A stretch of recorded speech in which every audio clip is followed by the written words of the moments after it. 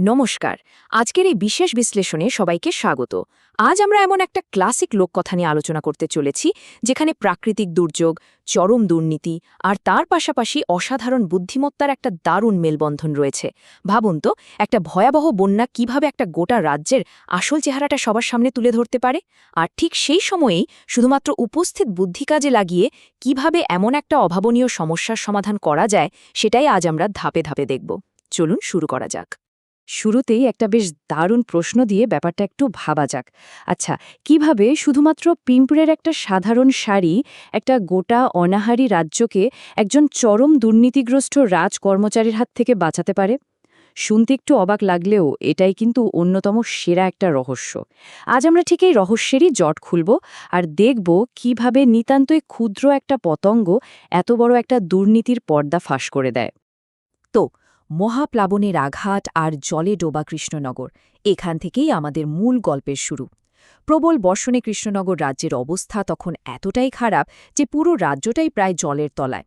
চারপাশের পরিস্থিতি এতটাই সঙ্গীন যে রাজসভায় হেঁটে যাওয়াটাও রীতিমতো কাদামাখা একটা যুদ্ধে পরিণত হয়েছে। মানে একবার সামনে এগোলে কাদায় পিছলে ৩ পা পিছিয়ে যেতে হচ্ছে। আমাদের গল্পের মূল নায়ক গোপাল ভাঁড়ও ঠিক এই কারণে সেদিন রাজসভায় বেশ দেরিতে পৌঁছান। আর এই ভয়াবহ প্রাকৃতিক দুর্যোগটাই কিন্তু আমাদের গল্পের আসল প্রেক্ষাপট তৈরি করে দেয়। সেই সময় সাধারণ মানুষের অবস্থা ঠিক কেমন ছিল সেটা এই আর্তনাদটা শুনলেই বেশ পরিষ্কার বোঝা যায়। আমাদের চাষের জমি জলের তলায়, ঘরবাড়ি সব ডুবে গেছে, কিন্তু পরিবারকে তো আর না খেয়ে মরতে দিতে পারি না। এই কথাগুলোর মধ্যে দিয়ে সাধারণ মানুষের বেঁচে থাকার যে তীব্র লড়াই, সেটা একদম স্পষ্ট। হাজার হাজার মানুষের ফসল নষ্ট হয়েছে, আর তারা মহারাজ কৃষ্ণচন্দ্রের কাছে সাহায্যের জন্য মরিয়া হয়ে আবেদন জানাচ্ছেন। পরিস্থিতি একেবারেই জীবন মরণের পর্যায়ে।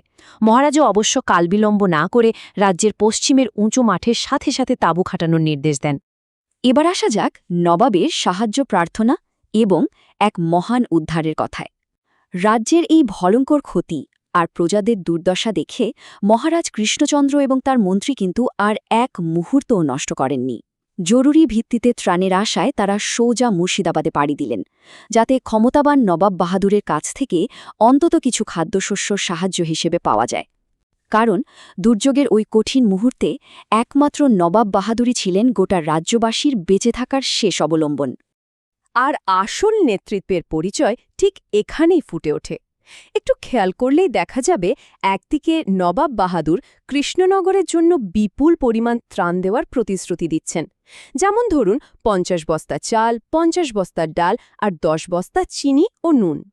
অন্যদিকে ঠিক সেই সময়ে খাম্বাজ রাজ্যের রাজা নিছকই এক রাজকীয় বনভোজন বা খিচুড়ি উৎসবের জন্য নবাবের কাছে খাদ্যশস্য চাইতে এলে নবাব সেটা সরাসরি প্রত্যাখ্যান করেন। সংকটের সময় সাধারণ মানুষের পাশে দাঁড়ানোই যে একজন শাসকের আসল কর্তব্য, সেটা নবাব বাহাদুর খুব ভালোভাবেই প্রমাণ করেছিলেন। কিন্তু এর পরেই শুরু হয় মন্ত্রীর গোপন চক্রান্ত। বিপদের দিনে মানুষের চরম লোভের এক অন্ধকার অধ্যায়। নবাবের পাঠানো ওই বিশাল ত্রাণের বস্তাগুলো যখন কৃষ্ণনগরে এসে পৌঁছল, তখন মহারাজের নিজের মন্ত্রী আর তার সঙ্গীরা মিলে এক চরম অমানবিক আর লোভী চক্রান্তের ছক কষতে শুরু করল। একটু ভেবে দেখুন, দুর্যোগের এই সময় যেখানে মানুষের প্রাণ বাঁচানোই একমাত্র লক্ষ্য হওয়া উচিত, ঠিক সেখানে দাঁড়িয়ে তারা নিজেদের আখের গোছানোর ফন্দি আঁটছিল। ত্রাণের বন্টনের আসল পরিকল্পনাটা দেখলে রীতিমতো শিউরে উঠতে হয়। এখানে পরিষ্কার বোঝা যাচ্ছে মন্ত্রীর আসল ছকটা কী ছিল। ত্রাণ সামগ্রীর মাত্র ৫% রাখা হল সাধারণ মানুষের মাঝে বিতরণের জন্য। হ্যাঁ, ঠিকই শুনছেন, মাত্র ৫%। আর বাকি ৯৫% খাবার সম্পূর্ণ গোপনে একটা ভাড়ার ঘরে লুকিয়ে ফেলা হলো। উদ্দেশ্য একটাই, সেগুলো খাম্বাজ রাজার কাছে চড়া দামে বিক্রি করে মন্ত্রী নিজের পকেট ভরাবে। এটা সত্যি চরম বিশ্বাসঘাতকতার একটা নিখুঁত উদাহরণ। এই দুটো পরিস্থিতির মধ্যকার চরম বৈপরীত্যটাই আসলে সবচেয়ে বড় সত্যি। একদিকে নবাবের পাঠানো মোট ১১০ বস্তা বিপুল খাদ্য সামগ্রী, আর অন্যদিকে ত্রাণ শিবিরের সেই নির্মম বাস্তব চিত্রটা ভাবুন।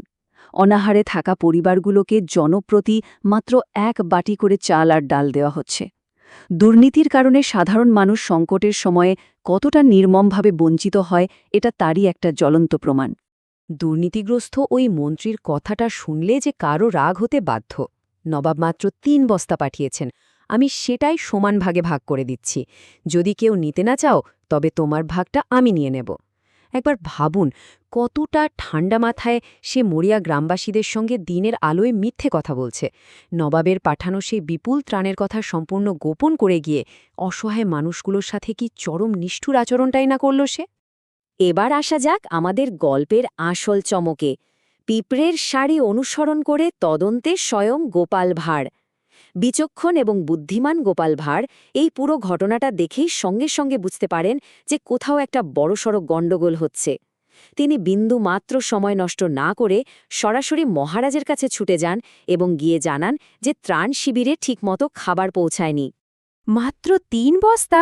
হ্যাঁ, যখন গোপাল শুনলেন যে ত্রাণ শিবিরে মাত্র ৩ বস্তা খাবার পৌঁছেছে, তখন তিনি সাথে সাথেই বুঝে গেলেন যে এই হিসাবে অনেক বড় কোনো ফাঁকি লুকিয়ে আছে। কারণ তিনি খুব ভালো করেই জানতেন যে নবাব বাহাদুর এর চেয়ে অনেক বেশি খাদ্যশস্য পাঠিয়েছিলেন। আর এই ৩ সংখ্যার বড়সড় অমিলটা থেকেই গোপাল তার আসল সত্য অনুসন্ধানের কাজ শুরু করে দেন। রহস্য সমাধানে গোপালের পদ্ধতিটা কিন্তু দারুণ মজাদার আর বেশ লজিক্যালও বটে। প্রথমেই তিনি মাটিতে পিঁপড়ের একটা বেশ লম্বা সারি লক্ষ্য করেন।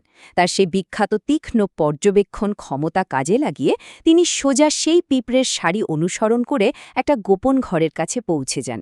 সেখানে গিয়ে দেখেন চিনির একটা বস্তা সামান্য ছিঁড়ে গেছে, আর পিঁপড়েরা সেখান থেকেই চিনি নিয়ে যাচ্ছে। আর ঠিক সেই গোপন ঘরের বাইরে দাঁড়িয়েই তিনি মন্ত্রীর পুরো চক্রান্তের কথাটা আড়ি পেতে শুনে ফেলেন। অন্ধকারে লুকিয়ে থেকে গোপাল পুরো নিখুঁত পরিকল্পনাটা শুনে ফেলেন। মন্ত্রী ছক কষেছে যে সে গভীর রাতে গোপনে খাম্বাজ রাজার সাথে দেখা করবে, চুরি করা ত্রাণের বস্তাগুলো গাড়িতে তুলে চড়া দামে বিক্রি করে প্রচুর টাকা নেবে, আর তারপর কাউকে কিছু না জানিয়ে এই রাজ্য ছেড়েই চিরকালের মতো পালিয়ে যাবে। বিপদ বুঝে নিজের পিঠ বাঁচানোর কি চরম কাপুরুষোচিত পলায়নের ছক, তাই না? কিন্তু গ্রামবাসীদের ন্যায় বিচার তো দরকার, আর এখানেই শুরু হয় গোপালের অসাধারণ পাল্টা চাল। গোপাল ভাঁড় তো আর চুপ করে বসে থাকার পাত্র নন। গ্রামবাসীদের না খাইয়ে মারার এই নিষ্ঠুর চক্রান্ত তিনি কোনো মতেই সফল হতে দিতে পারেন না। তাই তিনি দ্রুত সাধারণ মানুষদের একত্রিত করে ফেলেন এবং এমন এক অসাধারণ পাল্টা পরিকল্পনা তৈরি করেন যাই গোটা গল্পের মোড় পুরোপুরি ঘুরিয়ে দেয়। গোপাল দলবল নিয়ে অত্যন্ত গোপনে সেই লুকিয়ে রাখা ভাণ্ডার ঘরে পৌঁছান। সেখানে রাখা চাল, ডাল এবং চিনের আসল বস্তাগুলো উদ্ধার করে তারা অত্যন্ত সাবধানে আবার ত্রাণ শিবিরে নিয়ে আসেন।